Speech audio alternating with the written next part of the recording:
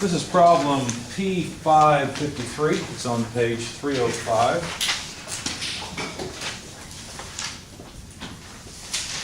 Please refer to the figure there so you can see where I get all of these things from. I'll copy the beam down.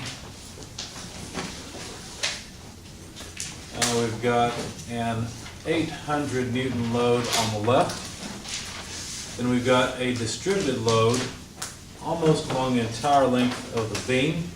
And with these distributed loads, we always assume that they act downward unless they tell us otherwise. And the amount is 600 newtons per meter. So for every meter of length, 600 more newtons is applied to the beam. There's a reaction, let me just call it A, and a reaction here at the end, let me just call that B. There's a load out on the end of 650 newtons. And then there's one more thing, here it is, there's a 1800 Newton load. Now the spacing for all of this, there's 2 meters between the 800 Newton load and A. There are 3 meters, let's put it down here and be consistent, between A and the 1800 Newton load. There are 3 more meters between the 1800 Newton load and B, and then finally there are 2 meters between B and the 650 Newton load at the end. Okay, so the first thing to do is to try and get the reactions A and B, which we should be able to do without too much trouble. That's just a statics problem. And the way your author recommends and the way I've been working these is to sum moments about the various unknowns. That way you only have one unknown. Some moments in both places, that way you can check with the sum of forces, which is a good idea. There's a lot of checks built into this type of problem, which is nice. So anyway, 2 meters is the distance, if I'm summing moments about A, to the 800 Newton load. And of course that 800 Newton load would cause a positive or counterclockwise moment. There are 3 meters over to the, let's see, what did I do? I wrote down the 1800 Newton load next. Make a proper 0. Okay, let's see, and then I went ahead and took care of the distributed load. Now the distributed load acts over 8 meters because you've got 6 plus 2 is 8.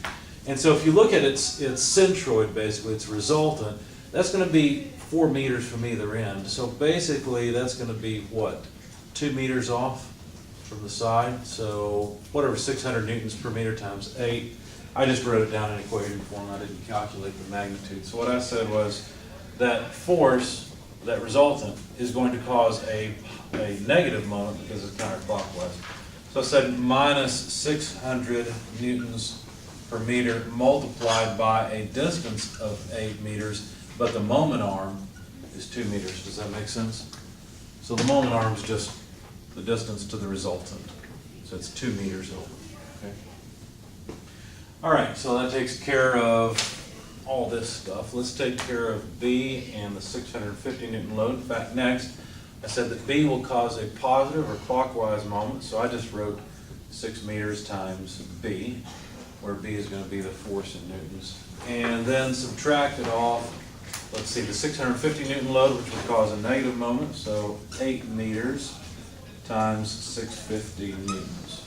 When I solved for B, what I got was 3,100 newtons. And then doing the same thing, summing moments about B, we've got several problems coming up that are long, so I'm not going to show you all the details. I'll just show you the result. Yes? Is that 600 Newton distributed load the whole length? It is not the entire length of the beam. It is from the left to B. Good question. Any others? Okay. Anyway, so I sum moments about B. Same idea. You guys know how to do this. I don't think you need a refresher on this, right? You're okay so far? All right. So let's see. When I sum moments about B, of course, I'll get the reaction at A. And I found that the reaction at A is 4950 newtons. Now, when you add 3,100, 4950 together, you'll find that they sum to all of these other loads, the 800 plus the distributed 600, the 1800, and 650. Okay, so the sum of forces basically check out. Let's do that at least once, I guess. Summing forces, are they equal to 0? Well, let's find out. A plus B are, let's see, what would that be? That would be, it's going to roll over, so 8,050 newtons, right? And is that equal to all of these? Well, we'd have minus, let's see, 800 minus 600 times 8. Well, that's 6 eighths or 48. So 4,800 newtons minus 1,800 newtons minus 650. Okay, so let's see, 8 and 18. If we add those two together, that would give us what, 26? Okay, 26 and 6 would give us 32, 3250. Yeah, that sums up to 80. So that works out. And it's always good to have this to verify, because a lot of times there's a lot of calculations in these problems, and you can really get lost. You can make a simple mistake. I know I've made a bunch of mistakes in solving these problems. I've got them right now, I think. Check me. I'm pretty sure I'm right, but I was making mistakes along the way. It was nice to have these built-in checks. So anyway, that takes care of solving the reaction forces. Now let's go for the shear and moment diagrams. And I'm going to make them a bit larger so that hopefully they'll appear nicely on the video. Let's start off with the shear, which would be in newtons. And let's see, what you have to do is think about cutting the beam just to the right. Shear down is positive. And so you see that we're going to have a negative shear to begin, right? In fact, at the very beginning, we'll have a negative, I don't want that to go down too far, let's try there. A negative 800 Newton shear load. Now, since the distributed load, it is because of this force off to the end, I'm getting these two combined. I may be confusing. This 800 Newton load is different from the 600 Newton per meter load. So that's why we have this initial 800. But as we move along, the distributed load adds to it. It makes it worse, basically. So this is the shear, the amount of force required in this direction to hold everything in equilibrium is actually going to increase all the way to A. So this is supposed to be a straight line. I'm just not able to draw a nice straight line on the board. So how much does it increase? Well, 600 newtons per meter, so 2 meters times 600 is 1,200, plus 800 is going to take us down to negative 2,000 newtons. Okay. Now at A, there is a load of 4,950. So what I have to do is take the difference between 2,000 and 4,950. That's how far up the shear is going to come, right? Because now we're imagining cutting the beam just to the right. And now, since the distributed load plus this 800 Newton load is only 2,000, well, A is pushing up at 4,950, and so we've got to pull down on the other side of the beam, okay, to keep it all in equilibrium. So this is going to come up to 2,950. Everybody understand why? Okay. Please stop me if you have questions. I'm taking the time to review the topic for you guys, so it doesn't help if I just fly through it and you don't get anything out of it. All right, so let's see, 2,950 is the shear just to the right of A. And now, of course, we've got this downward distributed load that acts all the way to the 1,800 Newton load. So another, 1,800 newtons from here to here, because 600 times 3. No, that's not right. 3, 6, 12. Yeah, that's right, 1,800. So we're going to go down 1,800 more newtons. So that would be down to what, 1,150? So let's see, that would look something like this. Let me just put it over here. Okay, so 1,150 newtons. And then what? Well, then we've got this 1,800 Newton load. And so now instead of the shear having to pull down, now you would have to pull up. So imagine cutting here. Now the shear, if I drew it in this direction, I'd get a negative magnitude, because at this point there's so much load pushing down to keep things in equilibrium, you've got to actually pull up. So if we move down 1,800 newtons from 1,150, you'll end up at negative 650 newtons. Okay. And then what? Well, the distributed load continues. So we've got 3 meters worth, 600 newtons, so another 1,800 newtons. So we'll come down by 1,800 newtons until we get to B. And that comes out to negative 2,450 newtons. And then the shear would remain constant. I'm sorry, one more thing, I forgot B. B is a 3,100 Newton load, and so we'll have to move up. Okay, so take 3,100 minus 2,450, you'll get 650. And then the shear is constant until we come over to the end where we've got our 650 Newton load. So there's our shear diagram. Questions, comments? Okay. And let's move on and take care of the moment diagram. Now, so far, we haven't actually had to integrate, at least not mathematically. We've integrated graphically, right? So we'll get to a problem later where you actually have to integrate mathematically. But for right now, we're safe just integrating graphically. So let's think about what would happen here. Well, there's no moment on the end, right? So we have to start at a 0 moment. And this moment will be in Newton meters. As we move along, we're adding negative area. How much negative area do we add in total? Well, 800 times 2 plus the difference between these two, 1,200 times 2 over 2. In other words, the area of that rectangle plus that triangle. Okay? If you do the math on that, you'll find that this comes down to a point at, let's see, let's make some references here. A, B, that should be fine for now. You'll find that you come down, that area is negative 2,800 Newton meters. Now, the area, the amount that we add per distance is increasing as we move to the right, because it's farther and farther from the axis. So we expect this to be concave down, so we expect it to do something like that, basically. Okay? Now, beyond A, what we're doing is adding positive area. Now, we add a lot of positive area initially, and then add less as we go. So we expect some kind of behavior like this. We don't know whether it will end up above or below the axis yet because we haven't computed the area yet. So now this area is easy because it's just 1150 multiplied by 3. Let me make sure I'm keeping all of this straight. There we go. Unfortunately, I didn't really have room to put the moment diagram beneath. Okay, so basically 1150 times 3 is that area, plus, let's see, the difference between 2950 and 1150, which would be what, 1800 multiplied by 3 and then over 2. So when you add all that up, the change in the area ends up taking you all the way up to a moment of 3350 Newton meters. Grab your calculators, please. Tell me what that area is. You guys may as well be engaged here as well. So 1150 times 3.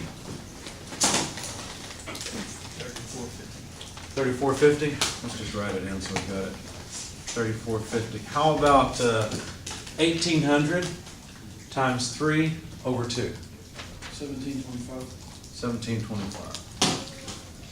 Thank you. So those two together are how much we have to move up. Now when you do that, check me and make sure this is right.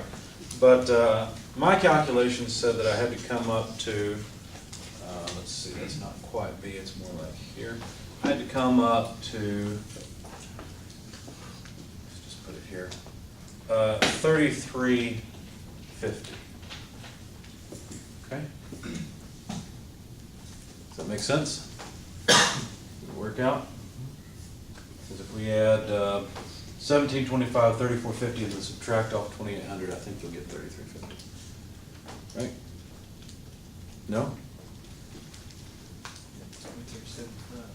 I may have done something wrong. Let's check it and find out.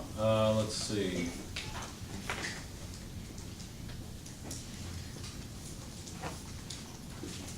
Very possible I made a mistake. Let's think here. 11, that's 18, yes, so 1800 times 3. I should have brought my calculator as well. That triangle should be 2,700. Yeah, that triangle doesn't make sense. How much should it be? 2,700. 2,700. Okay, thanks. Let's try that instead. Does that work now? Yeah, that works out. Okay, thanks. Okay, so then let's see. Well, we're going to add more negative area. And what I got, I'm pretty sure my answers are right here because I ended up back at the origin eventually. not at the origin, at the axis. Anyway, I came down to 1,300 because basically this area taken away from 3,350 brought me down there. And then, since the shear is constant, I can calculate this area easily, and that brought me back down to 0 by the time I got to the end of the beam. So I was pretty sure that my numbers were correct. Now, what about what's going on up here? Is this discontinuous or is it continuous? I mean, it's obviously discontinuous here, right? But would this be discontinuous or not? What do you think? And why? Well, where is that? That's at the 1,800 Newton load, right? It's right here.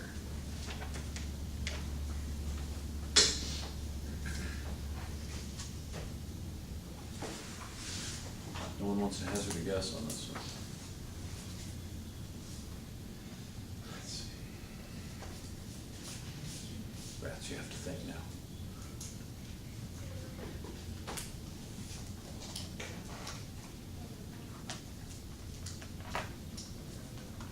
Our question is really the rate of change, right? That's really what it is. So basically, the slope of this is just over here, right? If this is the integral of this, then this is the derivative of that. Does that make sense? Okay. So if this represents the derivative, notice the derivative, or the slope, is, let's see, did I say that right? Yeah. So the slope, we'd have to compute the slope. So go ahead and do that. Take the height, which is 1,800, and divide it by the distance here, which is 3 meters. Okay. When you do that, you should get, what would that be, 600? Did that right? Okay. What about this slope? Because that's really the question, right? So what's the slope over here? Well, let's see, the difference between those two is 1,800. 3. Looks to me like they'd be essentially the same. Now, they're not a zero slope, so we'll have to think about what that means. Also, no, wait a second, what am I doing? I'm computing the slope here. Never mind, I'm not thinking right. Sometimes I think of questions on the fly and I want to answer them, so I explore them. I'm not thinking right. This is the derivative itself. So the derivative here is 1150, right? Because that's the value of this point. Okay, so that's the positive slope here, is a slope of 1150. The derivative actually jumps to 650 in the negative direction. So they're not continuous for sure. We could have just read it off. I was making it harder than it really was. Okay, does that make sense? Did it confuse anybody on that one? All right, any questions?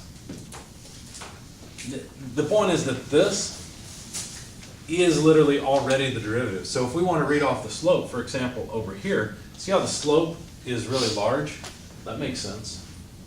And as we go down, the slope decreases, but it's still positive. Okay? Whereas here, the slope all of a sudden becomes negative. And the slope increases, making this go concave down. Okay? It's probably the better explanation. I could edit the video and pretend that I always know exactly what I'm talking about, but sometimes I have to think through these things too. Okay? So that's definitely discontinuous at the top. And you can see, of course, that well, let's continue this. So I don't know. What happens here at B? Well, let's see, the slope is a negative. That makes sense. And then it seems to me like the slope would be positive. So why is that pointing downward? Think about this for a minute. Let's see. I don't know if you added the negative area of the rectangle underneath the triangle. You're not sure that this is correct? Yeah, because when I did it, I got negative 1,200. Well, my reaction forces were a little different, but when I calculated, my trend was that actually it dipped below the axis and then came back up. Over here in the moment? Well, okay. Let's explore that. If this is wrong, I'd like to correct it. So let's think about it for a minute. Let's see. This is negative area, so we're subtracting. So how much area do we get here? What's 650? 650 times 3. How much area is that? 1950? How about this area? Well, that would be the difference between these two, which should be 1,800 times 3 over 2. 1.5, 1,800 is 2,700. Yeah, that's negative area, so if we add these two together, 50, 4, 46, looks like a 9. 4650 if I did the math right. Yeah, I, You're right, that would come out 1,300. below, wouldn't it? yeah, negative Okay, 1,300. so I've got to correct the solution I made. I told you guys I make mistakes. All right, so that would come down to, I assume it's just gonna be the opposite, right? Yeah, negative 1,300. Yeah, negative 30, okay. And then positive error will bring us back up. Yeah, that makes more sense because now the slope here is constant and positive should be a slope of 650. There we go. Was that value negative there? Negative 1,300. I had positive 1,300 before. I probably just had a sign error when I was, all I did was I punched these numbers into my calculator, and I'm a little bit sloppy with the signs sometimes, so I'll probably just flip it around. Okay. Make a note to fix that. Okay. Questions, comments? It's good to think about these and figure out if everything went right or not. Everything should be consistent. And we discovered a problem because we discovered an inconsistency, so that was good. Okay?